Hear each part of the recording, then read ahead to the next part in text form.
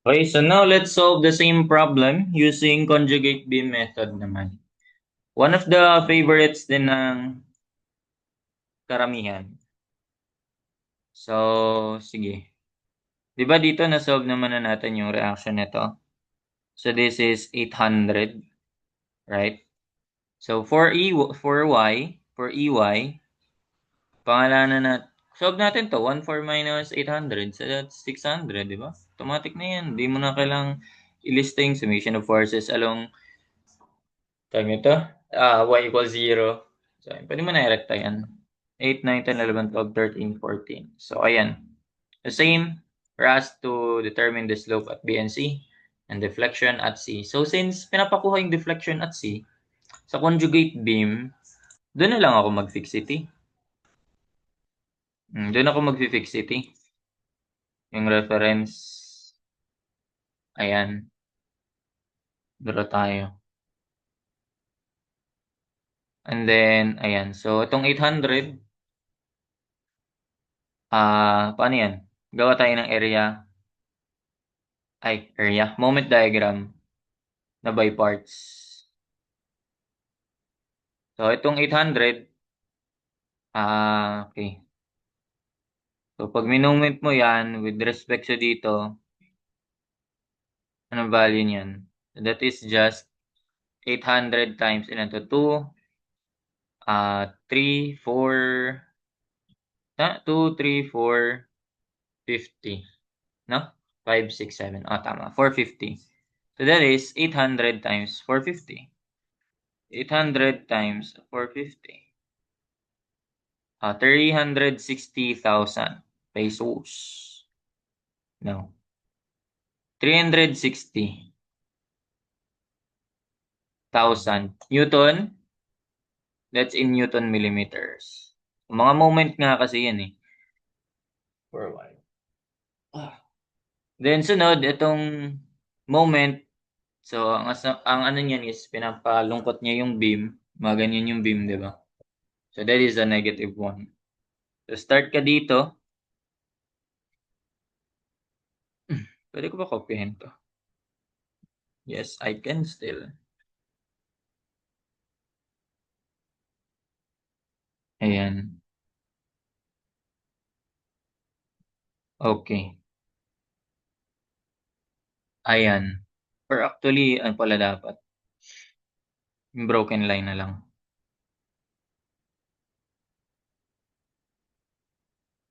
Wala na, wala.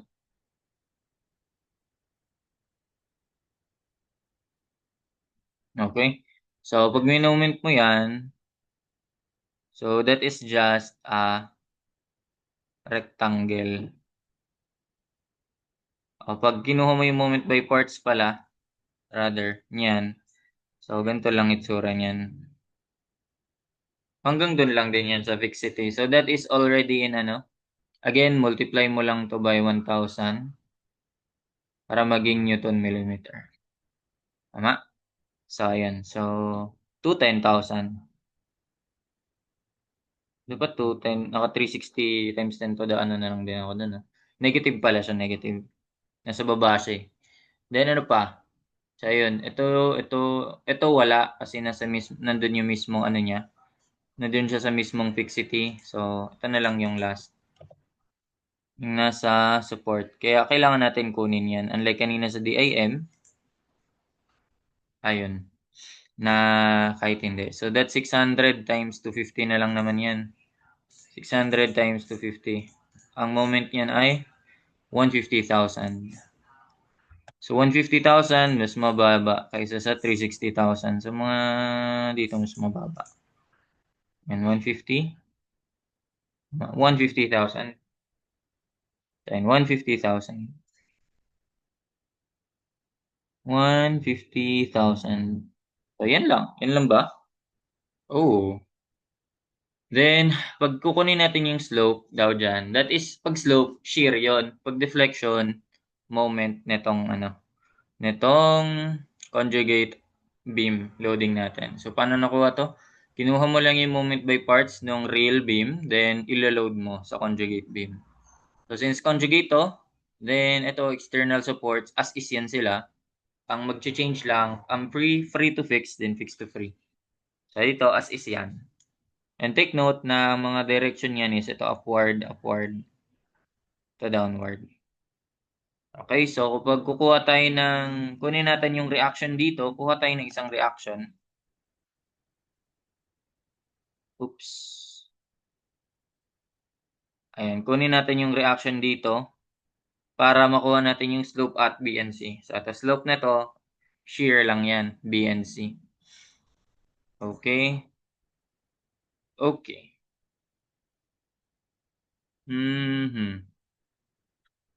Sige. So, ito, assumption na downward siya. Kasi gano'n naman mostly. Then, makikita naman yun kapag ginamitan na natin. So, pag nag-summation tayo ng moment dito sa, this one is, pangalanan natin tong A prime. Kasi, ito yung location, ito din yung location, pero sa real beam. And since conjugate to, pangalanan ko siyang prime, A prime. Then, ito naman yung E prime, na same pwesto sa E ng real beam. So, ayan. So, pag nag-summation tayo ng moment about E equals 0, so mangyayari? So, AY, mga downward, ay mga clockwise, counterclockwise lang din yan. Equate mo lang yan. Ang mga pa-clockwise, counterclockwise dyan ay ito tsaka ito lang. So, si AY times 700. And i-add mo yung 210. So, diyan, nineglect ko na yung sign kasi, yan pinag-equal ko lang kasi sila eh. So, 210 times 10 to the third. Tama yan lang, di ba? So, ito, tapos, yeah, tama. So, 210 times 10 to the third. Then, ano yun? Times 1 to 50. Okay, times 250. Then, ang moment arm niyan ay, pag with respect to E, that will be 250 plus kalahati. 250.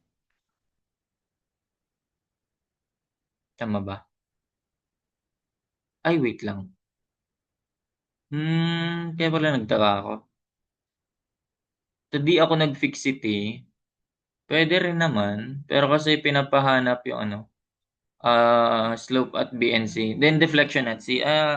Ako pala, pag ganun, pag ginsan hinahanap yung deflection, dun ko tinatapat.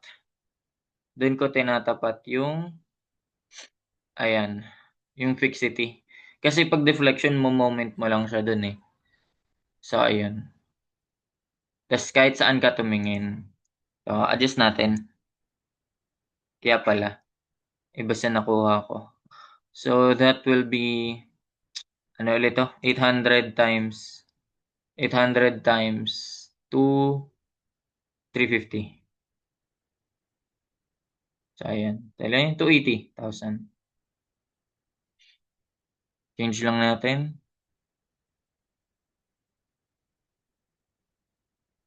Ayan, 280,000 lang pala to. Bumaba konti. 280. Okay. So, this one, 210 lang din yon. Nag-adjust lang kasi to eh. Tanggalin ko na lang. Nag-adjust lang siya. Lumapit lang siya dito. Pala nagtaka ako bakit parang kulang yung loadings. Kasi ito,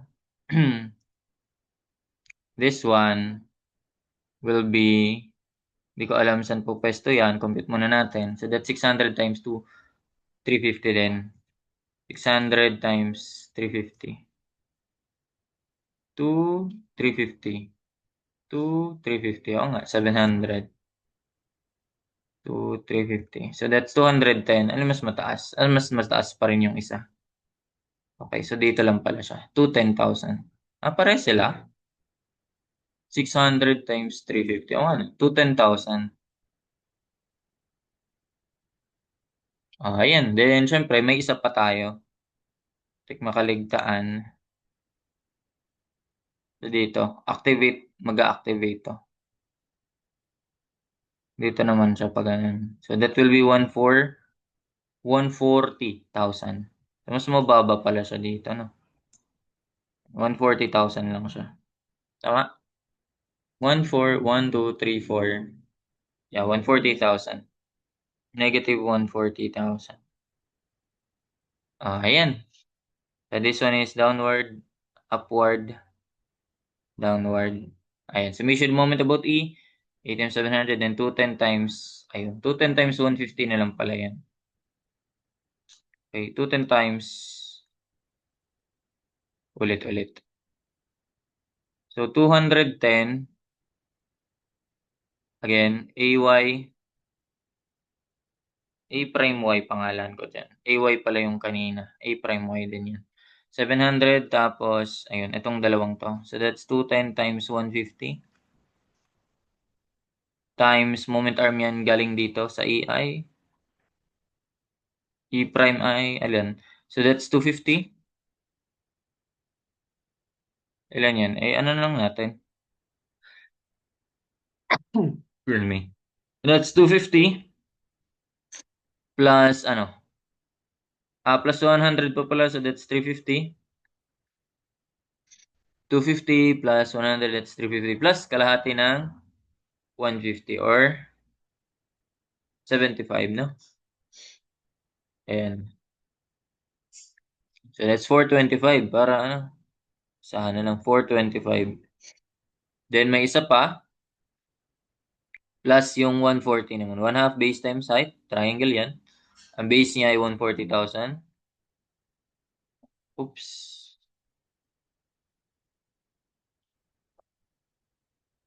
Ang base niya ay 140,000.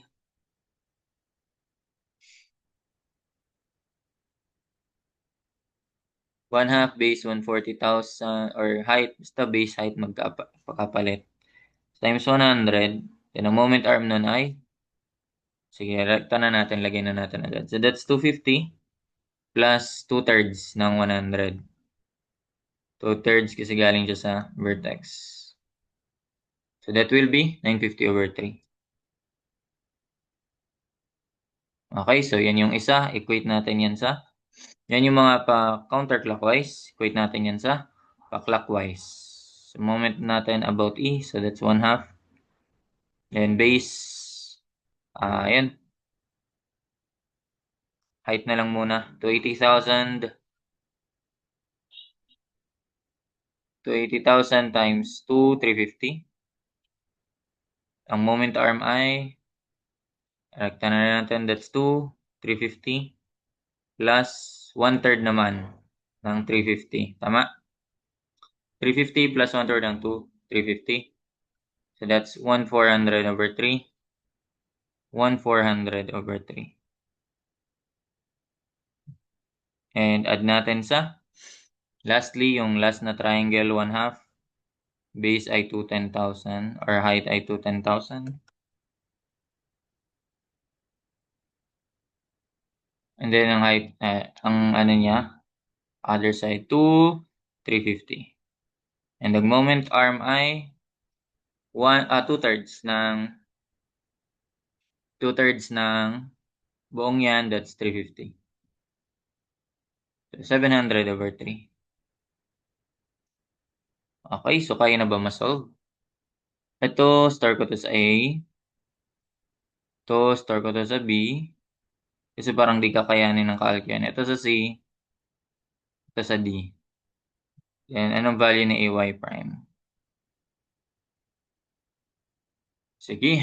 So, that will be, actually, pwede na nga ito erekta eh, no? So, that will be C plus D. C plus D, then minus mo yung A minus B. Minus mo yung A and B rather. Minus A. Minus B, divide mo sa 700. So, ang C natin ay 1 half. Base to 80,000. 1 half to 80,000 times 350 times 1,400 over 3. Ang D ay 1 half. Base ay 210,000. Height ay 350. And 700 over 3. Then ang A ay 210,000 times 150 times 425. Ang BI 1/2 times 140,000 times 100 times 950/3. Okay, tama. So, ayun. Ano to? Ito rin yung C. Ito rin yung C ito sa DIM natin. So, yun din yun. 22625 25,000. So, yun siya. Diba? Yun yung relationship nila. So, tama. So, that is positive naman dito. Kasi ang assumption natin yan is pababa. So, 22625,000. So, again, ayan, Newton, millimeter squared, no? C1. Oh, kasi unang integrate to eh. So, ayan. Ayun, may value ka na ng A sub A prime Y. So, makuha mo na yung slope at B and C. Dali na lang yan. So, yung slope at B, ayun. Kailangan pala ratio and proportion pa dito. Okay, so mabilisan. Ratio and proportion. So, that's 280,000. Bahin ko kulay. Orange. So, 280,000. Or ano, ito na lang. Ganito na lang. Pangalan ko tong Y. Ayan. So, that will be Y over 200. That is equal to, ayan, yung 280,000. 280,000 all over 2, 350. Ayan, 2, 350. Ayan, so multiply mo na lang yan. So, 280,000. Store ko na ba yun? Nasa A na yun eh. Y na lang. Okay, so 280,000. 280,000 over 350 times 200. So, ayan, 160,000. So, yun lang pala siya, 160,000. So, ayun. Pwede mo na makuha yan. Slope at B and C. For the slope, theta naman paggamit ko dito. Gamitin ko siyang theta. Kasi kanina nag-y prime ako. Pero para sa y prime, theta, slope. Slope at B is shear yan. Shear yan sa B prime. So, ayan, A prime. Ito pangalanan ko tong B prime. Ito naman ay C prime. Ito naman ay D prime. Pangalanan pa yan. Yung sa mga conjugate na part. So, V prime. VB prime pala. Slope at B prime. Paano yan? Actually, add mo na lang yan eh. No? Okay. Pwede na yun i-calcu eh. So, pwede na yun i-recta ka mo. So, that is just yung AY na negative. Summation of forces lang yan. AY plus. Ayun, yung mga pataas. So, 1/2. Ang base nun ay, kung B tayo, it will be 200 times 160,000. Then, bababa rin ng, yan. Abot ba yun? Wait nga, tingnan natin. Depende kung ano yung tinutukoy eh. Kung shear to the left or to the right. So, tignan natin. Kung to the left kasi, di pa kasama to. Kung nasa right, yan, may include na siya. So, tignan na lang natin. Yung sa nauna. Anong naging sagot natin dun? So, 0.0. Nirekta kasi yun eh. So, ito pala, may di nabanggit dito. Na this one is naka-moment over EI diagram yan. So, di-divide mo yan by EI. So, ayun. Gawin natin. Naka-store naman yun sa E, di ba? Yung ano ko. Ayan. So, Y, then, yan, 560. So, ayun, parehas, di ba? Parehas sila nang napalabas. Ano yun? And 0.0118. 0.0118 rad. Negative din. So, hindi nga muna sinama pa. So, nasa left, shear to the left ang tinutukoy dito. Baka kasi isama tong 2 times. So, ayan. Yun lang pala yun, no? So, ibig sabihin, negative AY, A prime Y, Then add mo lang yung 1/2. Then base ay 200. Then ang height ay yan, 160,000. Then naka-divide yan sa EI. Sa theta EI kasi yan eh. So, para makuha mo yung diretsahang slope, EI na lang yung VB. Tama na yun, VB prime kasi naka-over EI naman kasi talaga yun. Ginagamit lang kasi yan ng M over EI talaga kapag non-prismatic na. Yung iba-iba na yung I, moment of inertia. In this case, constant naman kasi. So, yun. Tama? Negative Y, tapos 1/2 and 2. Yun. Pag dinivide mo sa EI na 560,000, ay 560 times 10 to the 6th. So, yan na yung slope. Yun na yung slope mo. Eh, ano ko na lang sa radians kasi nakuha naman na to pag degrees. 0. Negative 0.0118. 0.0118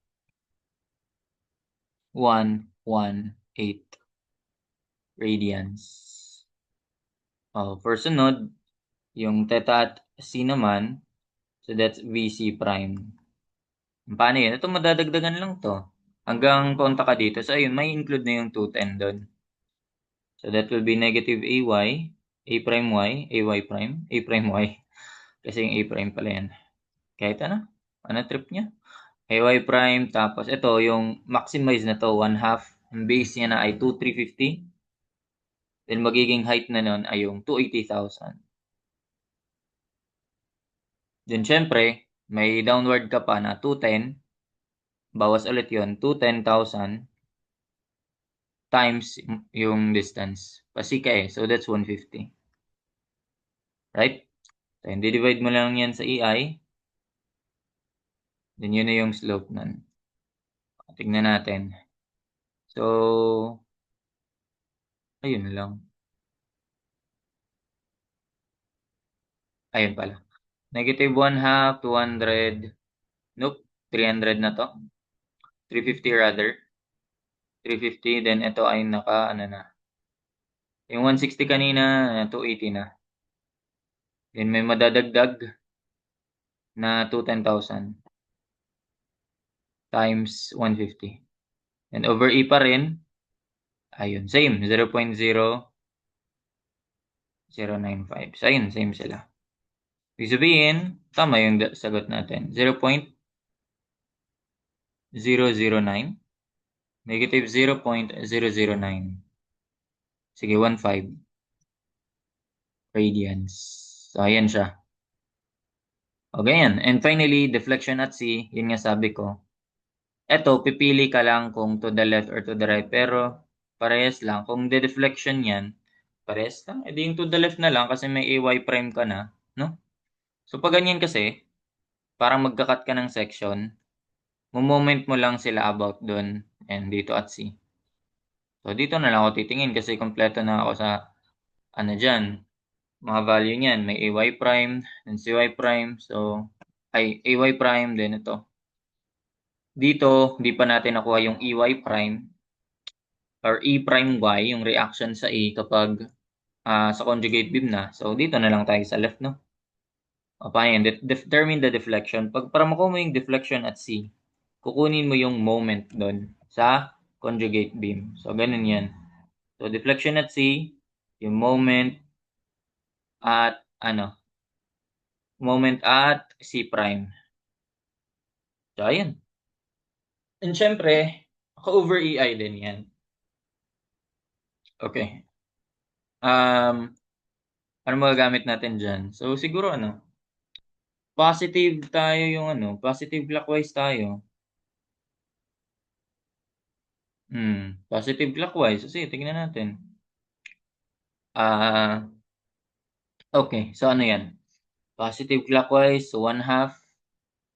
Ang base nun ay ito, hanggang C tayo, di ba? So, ang base nun ay, ayun, 1, 2, 350. 1/2, base 350, tas ang height ay 280,000. Tama? 1/2 base, 350, 280,000. Then, ang moment arm ay 1/3 nun. 1/3 nung length niya or yung distance, that's 350. Okay, ayan yung isang positive. And the rest pala negative na, no? So, minus a prime y times times 2, 350 din. Then minus ulit yung moment natin na 210,000 times 150 times kalahati ng 150. So, ayun. Kaya na ba yan? Ito, panibago na gawin ko. So, that's 1/2 times 350. Na-store ko ba yung AY? O, yun yung nasa C, di ba? O, nasa Y ko rin pala yan dito. 350 times 280,000 times 1/3 ng 350. 1/3 ng 350. Then minus AY prime, nasa Y ko yan. No? Times 350. Then minus 210,000 times 150 times 75. Over yung modulo, flexural rigidity, yan yung AY prime natin. So yung E, then ayun, 8.15 pa rin. Parehas. Then, nice one, 8.151. So, ganyan, same lang sila. So, delta natin at C, which is the moment at C prime, naka-EI diagram. So, that will be negative 8.15. Ayun nga, downward din siya. Negative 8.15, 151. This one is the deflection, so naka-millimeters na yan. And that's it. So, you solve this problem. The next is solve natin to using area moment naman. That's it. Thank you.